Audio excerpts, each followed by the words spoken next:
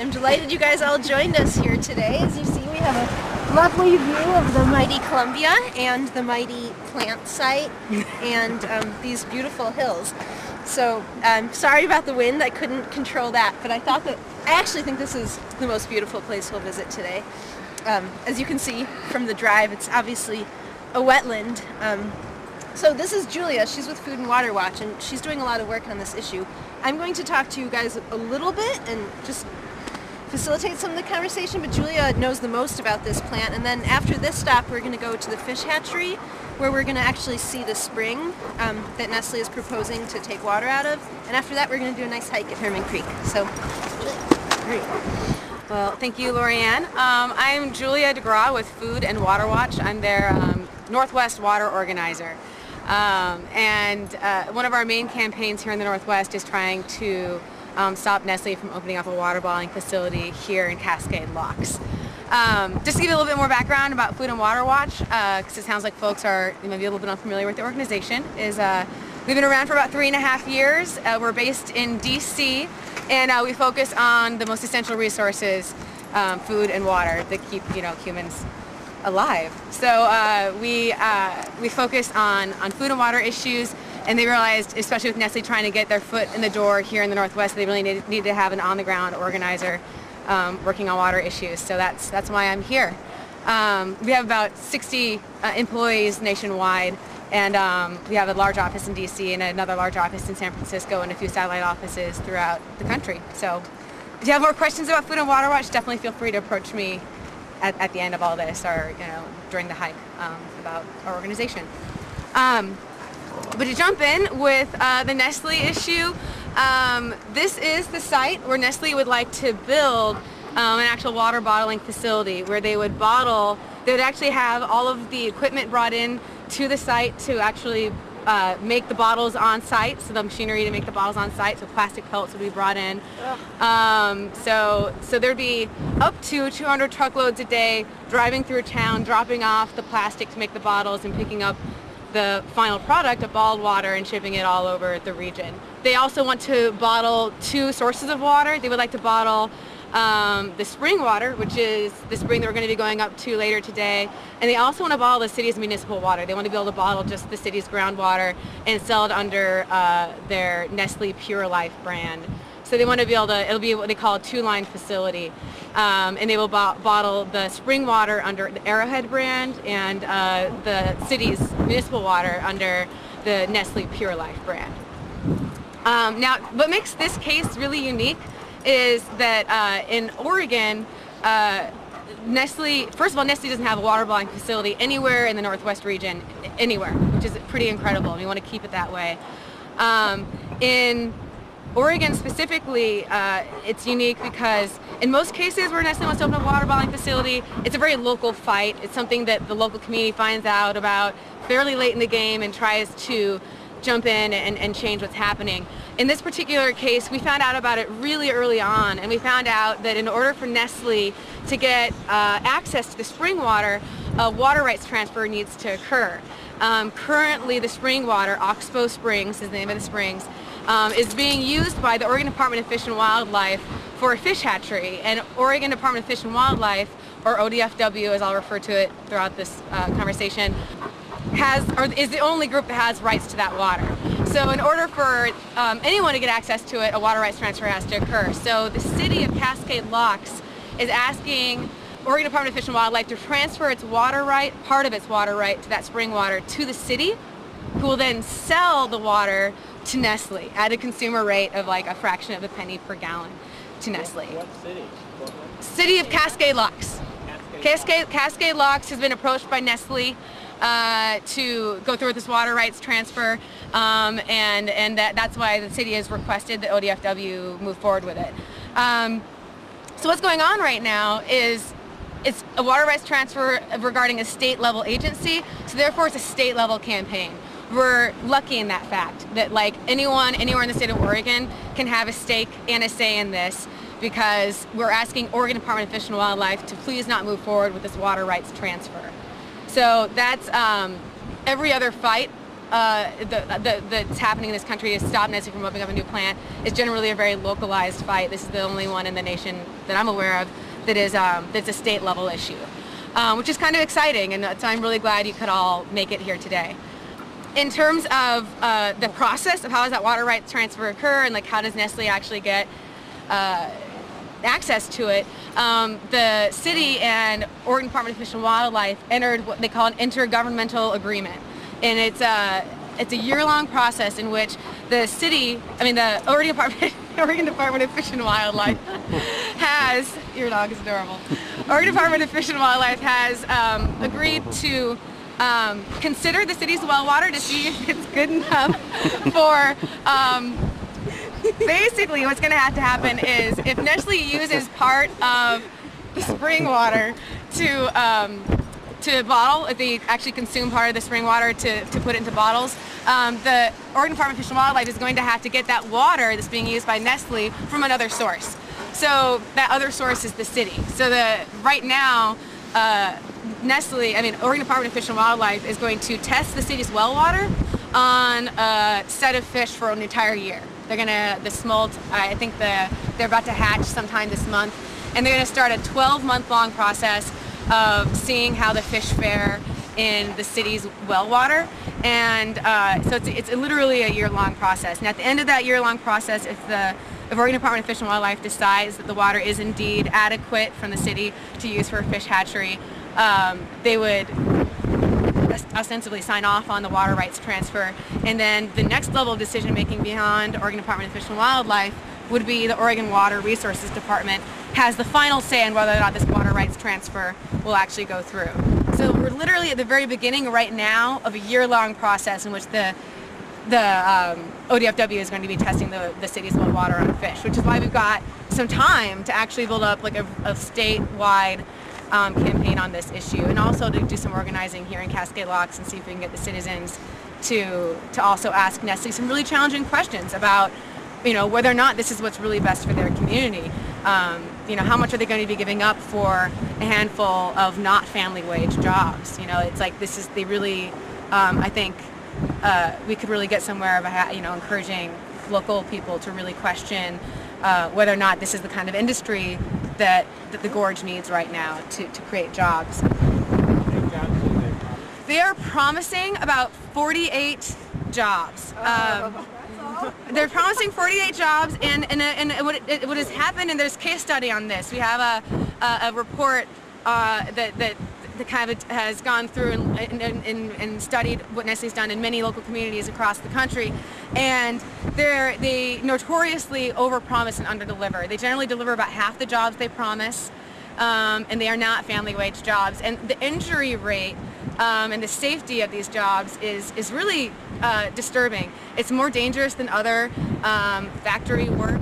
People who tend to get injured on the job doing this kind of work don't come back to the workforce in the same capacity because the injuries tend to make it so that they cannot continue that kind of work. I didn't get specific information about what the injuries are. My guess is that they fill those really huge 10-gallon jugs, and somebody has to move those. So I'm guessing possibly back injuries or things like that. I mean, I don't know, but it sounds like they're significant enough that that people, it really affects their ability to come back to work. Does that include the truckers? No, that's just for the factory work. So like the forklift drivers and the people who operate the machinery. The thing is that the water bottling facilities are pretty efficient. They don't require a lot of people to run them. And also another thing to keep in mind is supply and demand, right? For the first time ever, demand for bottled water is decreasing. The sales for Nestle and bottled water decreased 3% in 2008. So if demand decreases, who's to say they even keep the plant open? You know what I mean? It's not necessarily the sure thing investment that Cascade Locks is looking for in terms of jobs, and it certainly isn't high wage jobs. And it having a huge water bottling facility right along the gorge also kind of affects the wild and scenic idea of the gorge, and it's like for a town that has definitely made it clear they want to become a tourist destination. You really have to question whether or not a water bottling facility is helping to get you there.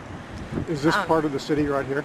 Yeah, here's the thing. This is one of the few areas of land left in the gorge that's actually designated for industrial use, which is why, you know, Nestle is vying for this parcel of land.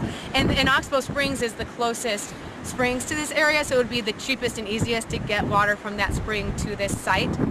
That leads me to the other issues. Like, we're really hoping to win this on a statewide level, trying to get Oregon Department of Fish and Wildlife just not move forward with the water rights transfer. We're also going to try to see if we can get the city council to oppose it, because ultimately the final decision is the city council. If they don't want to move forward with this project, that's it.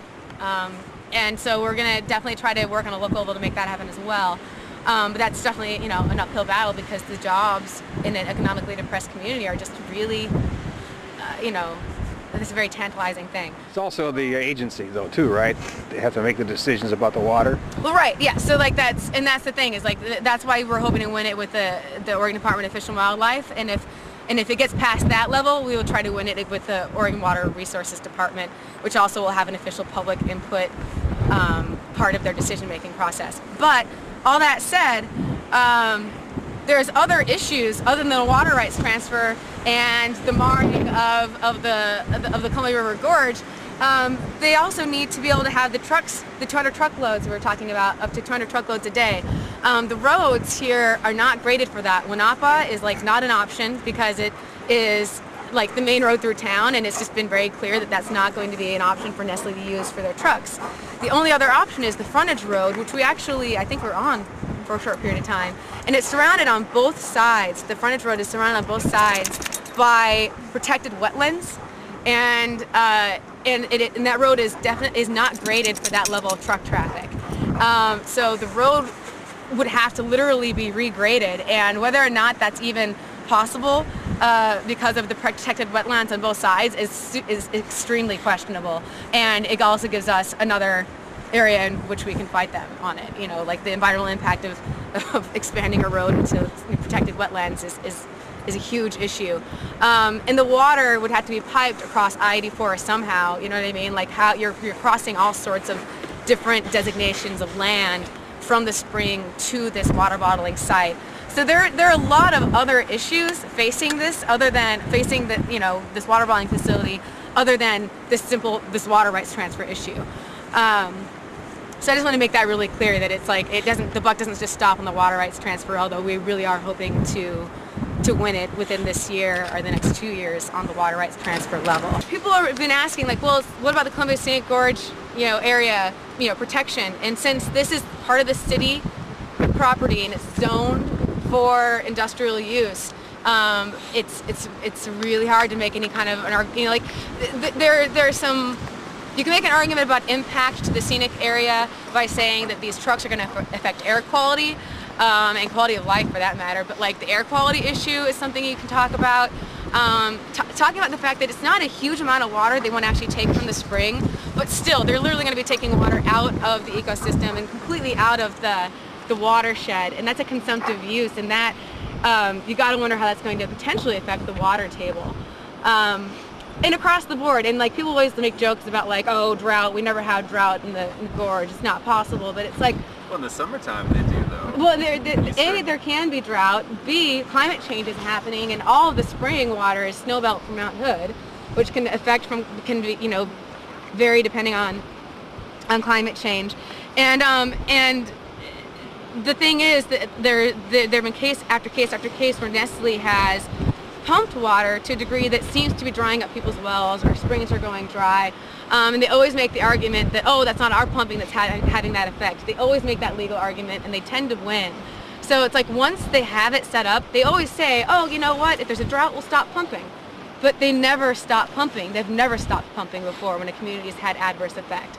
So, you know, what are you going to believe, what they say or what they actually have done historically in every other situation? Something else to consider with Nestle, I mean with this water issue, that's another environmental problem, is that Herman Creek is a creek that Oxbow Springs runs into. And Oxbow Springs is really super cold water. It's snowmelt from Mount Hood, and salmon and steelhead species really depend on that water in the hot summer months when the Columbia River can get up to I mean, it gets way too warm for fish. It gets up in the 60s, and even I've heard it gets up to almost 70 degrees in the summertime. And that is way too warm for salmonid species and steelhead species. And they use Herman Creek as a thermal refuge, which keeps them alive. They'll hang out in Herman Creek until the water in the Columbia cools down enough for them to head back out either to the ocean or back upstream to spawn. And any kind of consumptive use in the summertime could have adverse effect on the flow of Herman Creek, which could have adverse effect on the tens of thousands of fish who depend on it for survival in the summer months. And if you dig into the research, Nestle is the way the water rights transfer currently is laid out on paper is that the city will actually add water to Herman Creek during the summer months, increasing the flow because of the way it's just a partial water rights transfer. So like they'll actually be augmenting the flow of Herman Creek with city's well water in the summer months. And a lot of people are like, oh, that sounds good, there'll be more water for the fish.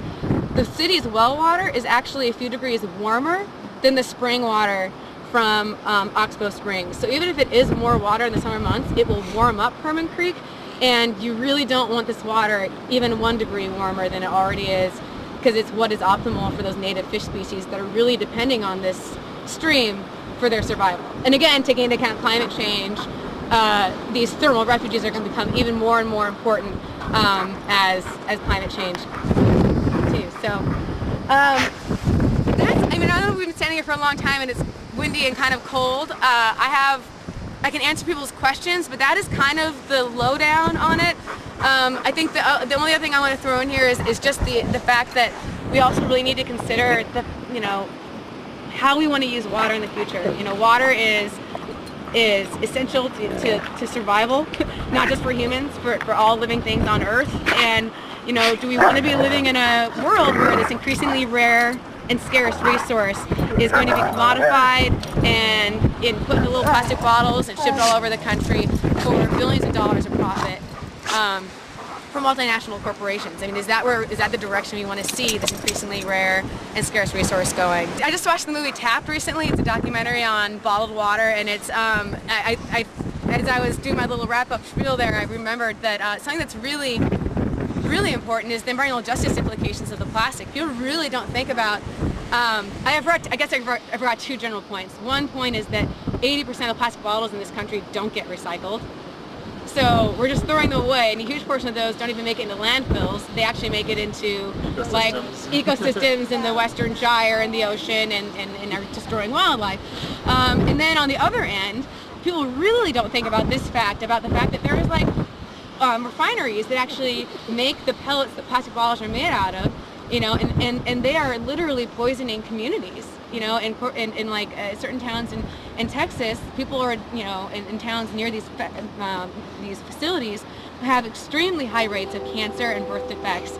And so people literally are dying because of the plastic industry that enables us to have these convenient little bottles of water.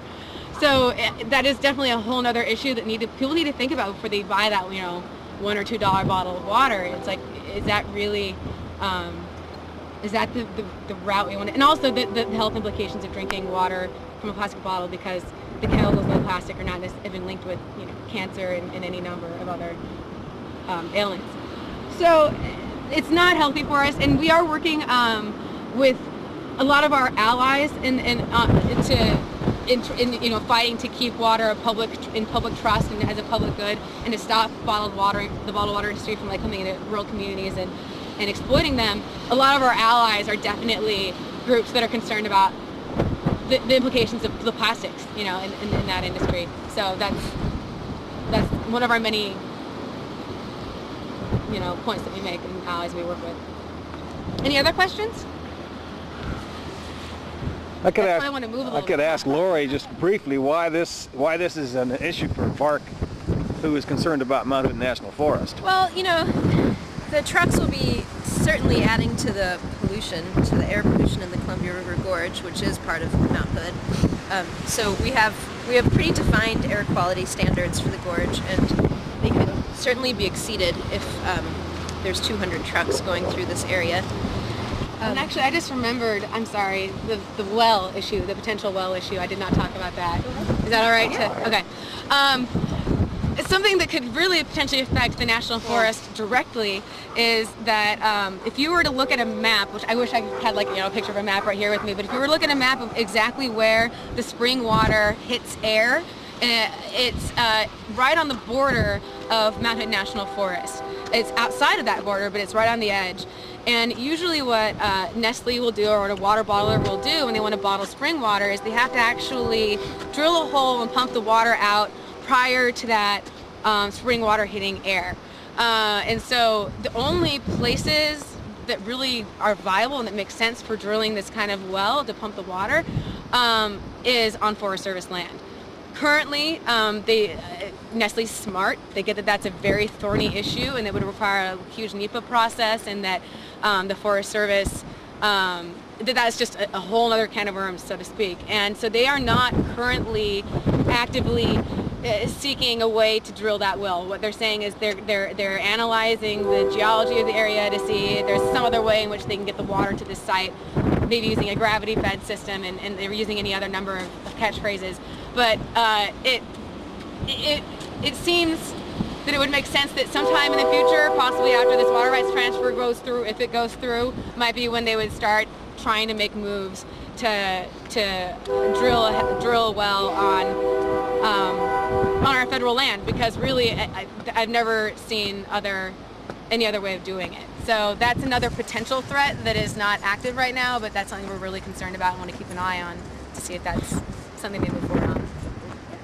I would just add to that 98% of Mount Hood is someone's drinking water source. And so, we look at this and we see beautiful hills, but what we aren't seeing, what's not so visible, is that the ecosystem up there is providing all of us with our life force, with our water. And so any threat to Mount Hood is going to be a threat to the water that we drink. And that's the Forest Service's number. Yeah, and I would just point out, look at this area. It's beautiful. I know it's too windy for there to be a ton of birds out right now, but this is a stunning spot. And an area like this, a wetland, could never, ever be converted into an industrial site now, because we have federal environmental law that would stop that kind of thing from happening. But because it, is a pre-existing site, and it is zoned that way, and, has been for a long time, it is like that. But I would just encourage you to think about what this site would look like if we instead chose to use our resources and make it a restoration project, and chose to make this a native wetland, and maybe had an interpretive center that school children could go to, and a bird sanctuary. I have all kinds of ideas. Yeah. Everybody is a brand new day.